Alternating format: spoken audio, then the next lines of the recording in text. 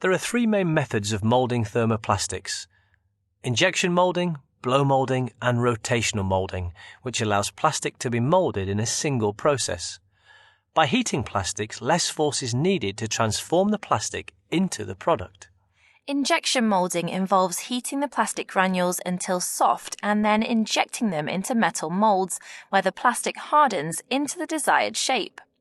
This is a very common form of moulding and is used to make many things such as television casings and toys. Blow moulding is also a common moulding process and it's used to create hollow plastic products such as drinks bottles. The molten plastic is pushed through a die to emerge as a hollow pipe section called a parison.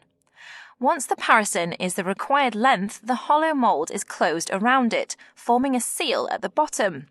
Air is then blown into the mould and the shape of the bottle or object is created with a screw thread at the open end.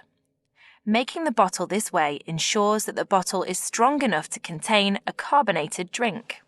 Rotational moulding is an alternative to blow and injection moulding and is also used to create hollow plastic products.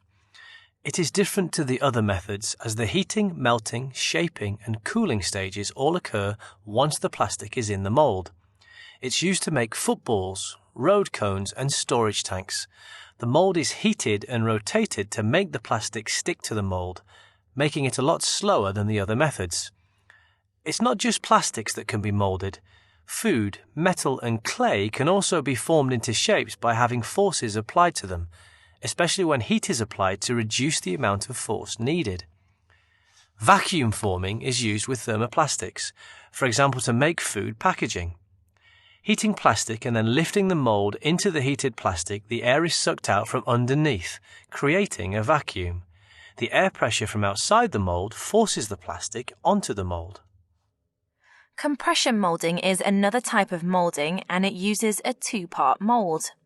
The mould is heated, plastic is placed in the mould, and the mould is then closed. This pushes the plastic into its final form. The last type is extrusion moulding, which involves melting the plastic and then forming it into a continuous profile. This method is used to make curtain rails, tubing, and window frames, and can also be used with food to create breakfast cereals and savoury snacks. As well as moulding, you can bend plastic using line bending. By heating the plastic over a strip heater, it becomes soft and can be bent to the desired angle using a jig, former, or by hand. The bending is very accurate as it uses localized heating.